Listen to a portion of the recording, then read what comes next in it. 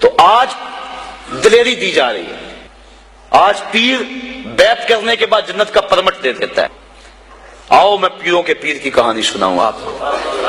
حضرت شیخ سعدی شیرازی فرماتے ہیں کہ ایک بندہ مطاف میں کنکروں کے اوپر پیشانی رکھ کے زاروں کے تار ہو رہا ہے اور کیا کہتا ہے, اللہ مجھے معاف کر دے, نہیں تو قیامت کے دن اندھا اٹھانا, میں تیرا کیا تیرے بندوں کا سامنا بھی نہیں کر سکتا.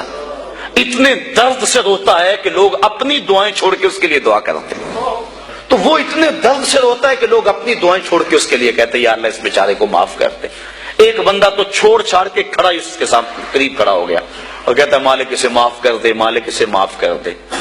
کافی دیر کے بعد وہ شخص جو روتا تھا اٹھ کے جانے لگا. اس کو تجسس تھا کہ میں دیکھوں تو صحیح یہ کون ہے اور اس کو تسلی بھی دوں کہ اللہ بڑا کریم ہے, تجھے معاف کر دے گا. جب اس نے جھک کے جھانک کر دیکھنا چاہا تو چیخیں نکل گئیں. کیوں کہ فائزہ ہوا شیخ عبد القادر جیلانی, یہ زاروں کے تار ہونے والا وقت کا غوث شیخ عبد القادر جیلانی. حضرت سری سختی رضی اللہ تعالیٰ عنہ نے جنید بغدادی کو بلایا. حضرت جنید بغدادی کہ وہ ماموں بھی لگتے ہیں رشتے میں اور پیر بھی لگتے ہیں. یہ پیر مرید کی کہانی سنا رہا.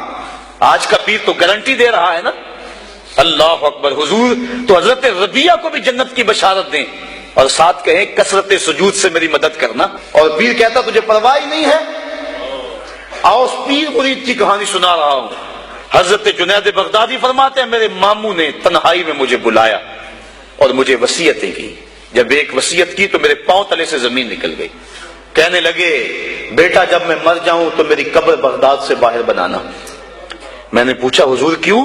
فرمانے لگے میری بدعمالیوں کی وجہ سے کہیں بغداد کی مٹی میری لاش کو قبول کرنے سے انکار نہ کر دے اور میں لوگوں کے سامنے رسوا نہ ہو جاؤں. یہ ہیں وہ لوگ تتجافا جنوبہم عن المضاجع, جن کی کروٹیں بستروں سے الگ رہتی ہیں, اللہ کو خوف اور طمع میں پکارتے ہیں, لیکن زندگی کا ایک ایک لمحہ تقوی سے عبارت ہے. دنیا میں تکلیفیں سہی. حضرت امام جعفر صادق ساری زندگی ٹھنڈا پانی نہیں پیا. فرماتے تھے کیا خبر کہ اس کے حساب میں چکڑا جاؤں. اور آپ کے مریدین بیٹھے ہوئے ہیں, آپ بھی بیٹھے ہوئے ہیں, لوگ بیٹھے ہیں. کہا یار آج ایک دوسرے سے وعدہ نہ کر لیں. کہا کیا؟ کہا ہم میں سے جو بھی جنت میں جائے وہ دوسروں کو ساتھ لے کے جائے. غلاموں نے کہا حضور ہم آپ سے وعدہ کریں, ہم تو آپ کے سہارے پہ بیٹھے ہوئے ہیں. کہا تم نہیں جانتے آخرت کے معاملے بڑے سخت ہیں. یہ امام جعفر صادق کہہ رہے ہیں, یہ ان کی زندگی ہے.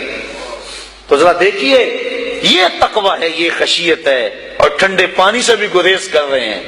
3 چیزوں کا حساب نہیں ہوگا قیامت کے دن.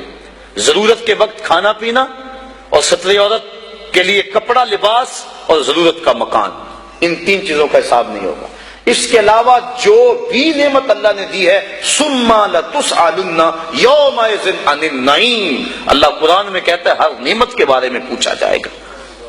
تو صاحبو جن لوگوں نے اس بات کا خیال رکھا کہ ہمارے رب نے ہمیں پوچھنا ہے اور ایک ایک بات کا ہم نے جواب دینا ہے, یہ بات درست ہے کہ اللہ اپنے فضل سے معاف کرے گا.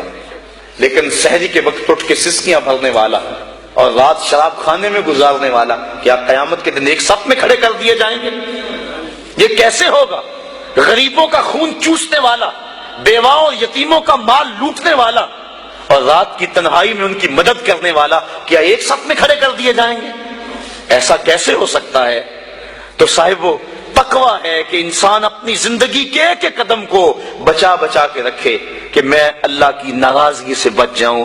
اور دنیا کو اس نے مشکلات میں ڈال دیا. آج کہتے ہیں دین پہ عمل کرنا بڑا مشکل ہے. جو بندہ دین پہ عمل کرنا چاہتا ہے اللہ قرآن میں سورۃ الاعلیٰ میں فرماتا ہے مشکل نہیں, ہم اس کے لیے آسان بنا دیتے ہیں. چلو لوگوں کے لیے مشکل ہی صحیح, لیکن اس نے مشکل میں یہ زندگی کاٹ لی. اور دنیا ہے بھی, دنیا سجن المومن, مومن کے لیے ہے بھی قید خانہ. لیکن جب قید سے چھوٹا پھر کیا ہوا؟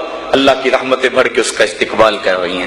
پھر گروہوں کے اندر وہ جنت میں جائیں گے اور فرشتے کہیں گے سلام ہو تمہیں کہ تم نے زندگی اچھے ڈھب سے گزاری ہے, اب جنت میں آ جاؤ, تم اس جنت سے کوئی نکالنے والا نہیں ہے. اور وہ کہیں گے اللہ تیری تعریفیں اور تیری خوبیاں, تو نے جو وعدہ کیا تھا آج واقعی تو نے سچا کر دکھایا ہے.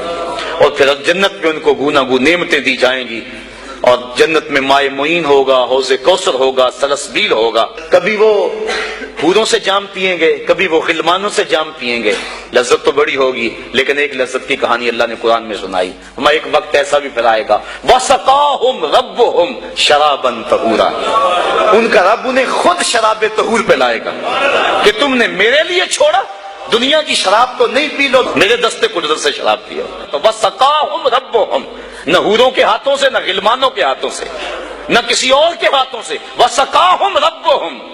پھر دنیا کی تکلیفیں یاد رہیں گی جب مالک شراب طہور پلا رہا ہوگا۔ تو یہ ہے زندگی، اپنی زندگی کو اس ڈھب سے گزاریں کہ آخرت کی زندگی بہتر ہو جائے۔